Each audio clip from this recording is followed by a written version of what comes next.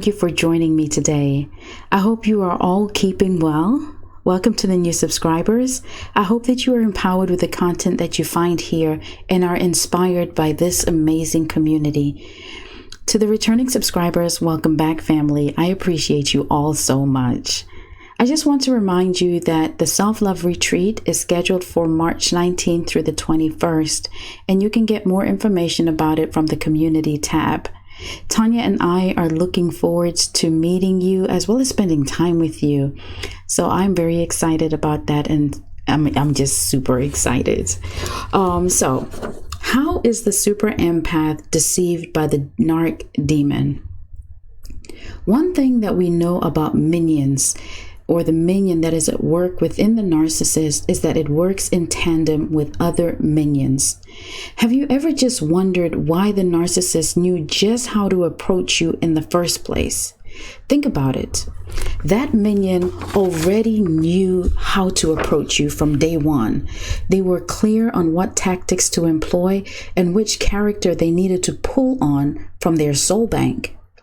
They just couldn't present their pathetic, toxic selves because naturally we would reject them immediately. Sometimes they have to tap into multiple sources, or multiple souls, should I say, to find the right one to project. Other times, they just haven't ever encountered that aura that you have or the brilliance, and so they have to use multiple souls or tap into multiple souls within the bank to match that one amazing one. But the point is, they have a level of awareness as to what will work to impress you. Why is this? Have you ever asked yourself this question? If they're seeking out or pursuing lower grade fuel, they don't put on a gray aid supply act, and vice versa. How is this so? These minions, these demons, like I said, work in tandem. Monitoring spirits, territorial spirits, familiar and seducing spirits all work in unison to pursue you.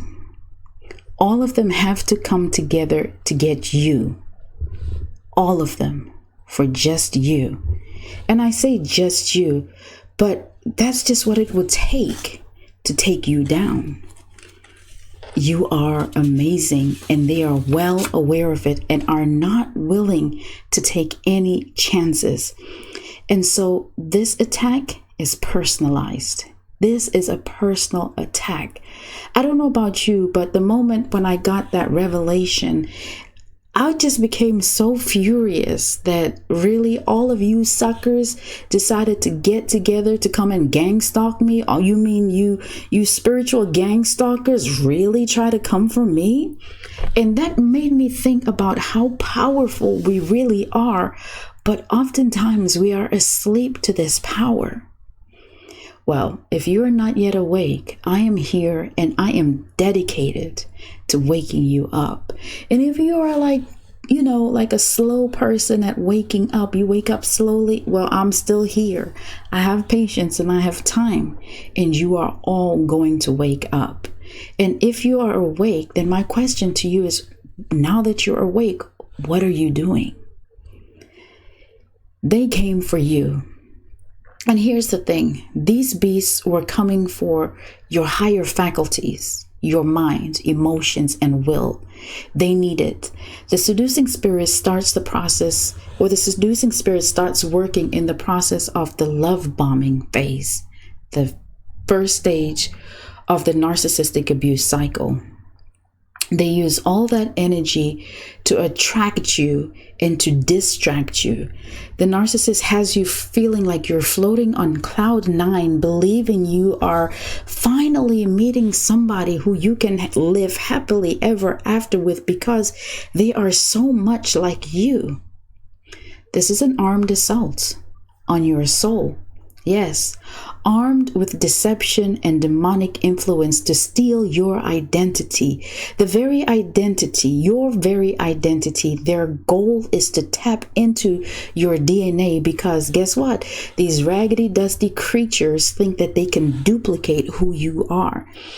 But what we do know about the narcissist DNA is it's stuck on raggedy. And so they would never understand the task that is in front of them because they're just raggedy. But they are trying to advance the agenda of their father's kingdom, the kingdom of darkness. And so the love bombing, they set to work in the love bombing, and it's kind of like during this phase you're covered with a veil of deception, and you don't see things clearly because you're floating in cloud 9, and it can kind of sometimes feel good, right? They see you, they can't miss you, your vibe, your authenticity, the authenticity of your spirit, and they recognize all your kind and caring qualities, and they are enamored by all of it. They want to be just like you. I said they want to duplicate your DNA. They want to be just like you. And they know they need to mirror you. And if they're able to successfully mirror you, then you're hooked. And the one thing about the narcissist mirroring you, but I don't even want to call it a narcissist anymore, guys, because this is a demon at work. So this narc demon has to mirror you, and them being able to successfully mirror you has nothing to do with hooking you. And it is everything about this demon passing a test. Yes. That's right. I said they have to pass a test. It's a test run. The narcissist is testing their ability, or the narc demon is testing its ability to be you. And who else do they run that test on but you? They have to mirror you, and you are the one, depending on how you respond to when this test ends and to how successful they are with this test. Because if the truth be told, you are hooked already at the love bombing stage, because once you're floating on cloud 9, what else matters? But they continue to derive information from you, and they continue to work at siphoning your soul and attempting to get the blueprint on your DNA. These jokers, listen. So why do they mirror you? It's really quite simple, because to effectively pass the test, what that signifies to them is that the process of indoctrinating you into the love cult, into the narcissistic harem, into the love cult is complete. Once the narc demon, passes that test, they are successfully, or you are successfully indoctrinated. And all this means is that they've done their job. And at this point, they are very free to begin the next phase of the narcissistic abuse cycle. And this is all premeditated. So, I think when I said there was an armed assault, we have to upgrade these charges to premeditated murder of your soul, your mind, emotions, and will. Take a moment and reflect on how you felt in the midst of that situationship. How did it feel knowing that something was off, and yet you still try to rationalize their lies, the stories not adding up, the cheating, the smear campaign? They sprayed some of that devil's Kool-Aid on you, and you just couldn't see clearly anymore because I think some got in your eye, and that's part of that veil. But you see, they're so overly confident in their false self. And so why they have to pass this test is it's quite simple.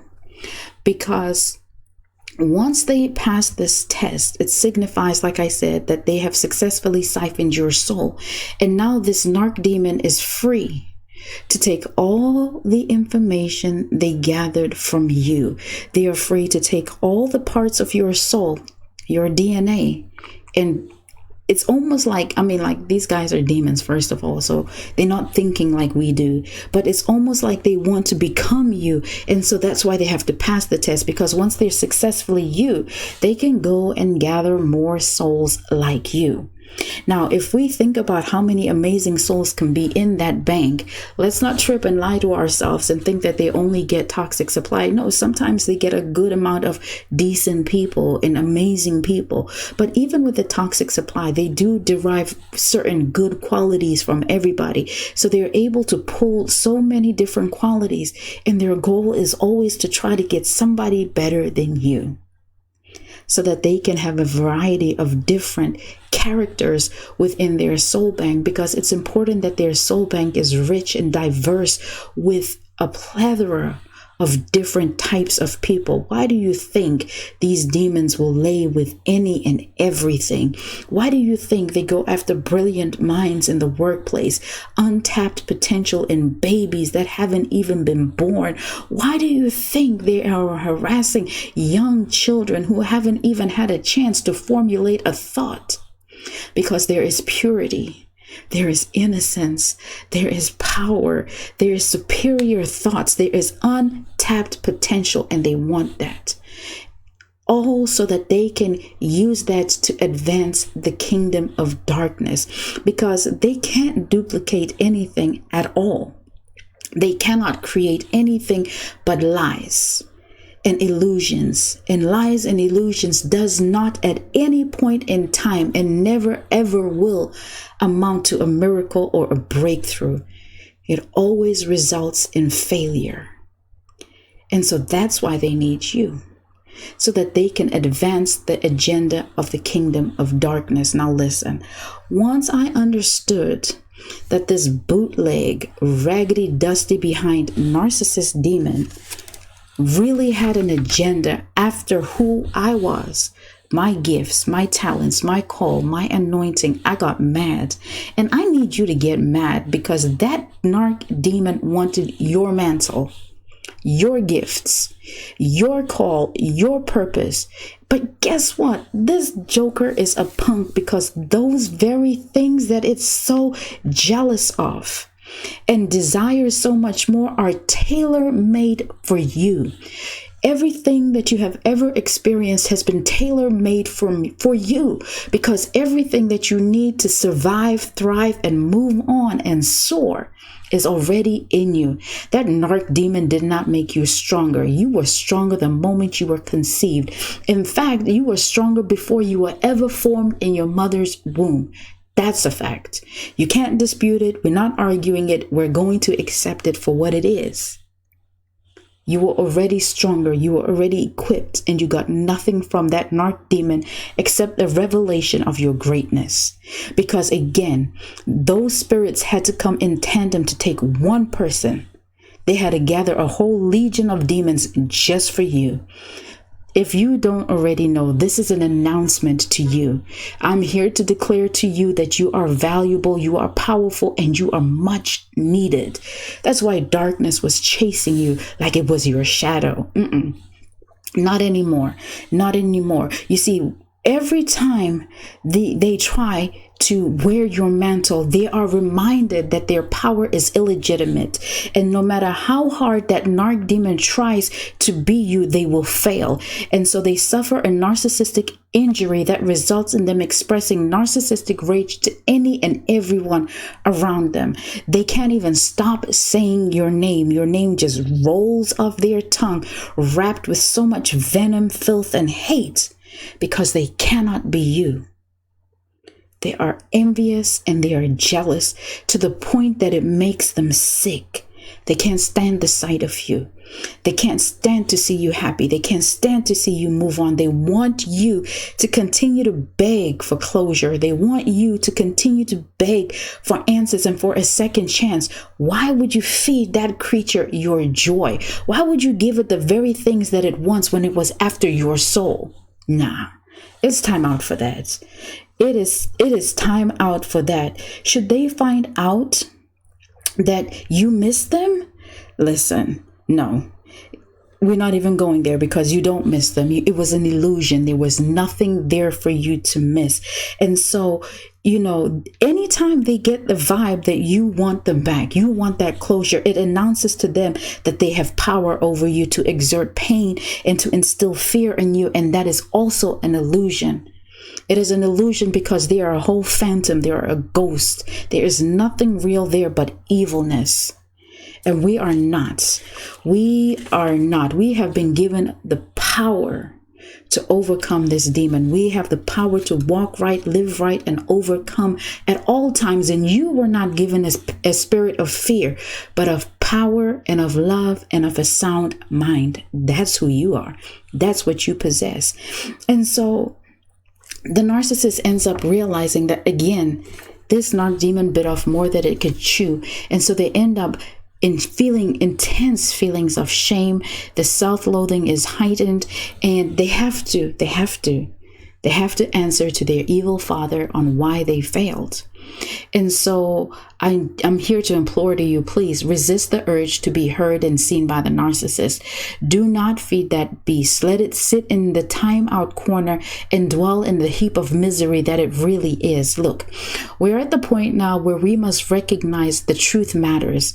There is so much work that needs to be done, and you, yes, you must be intentional with your healing journey, your associations, your faith, and how you are spending your time. It's time. The only thing that will stand is the truth. Let the narcissist talk about you. That's what they do. Focus on your foundation, your mind, emotions, and will. Feed your spirit so that you can grow. And as much as that narc demon is running out of time, guess what? So are we. And we too will be accountable to our Father for what we have done.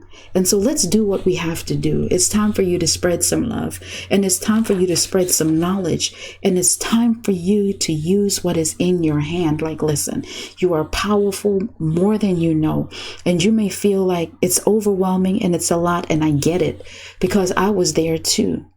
But you take it one day at a time. And sometimes you'll find that you need to take it 1 hour at a time. And that is still okay because you are still taking it. Oh, okay, 1 hour at a time is too much. Then take it minute by minute. And if you have to, take it moment by moment, but one foot in front of the other. And don't forget who you are. You are valuable. You are so valuable that it took a legion to come after you. Now, don't forget that. Until the next video, everybody, take care of yourselves and take care of each other.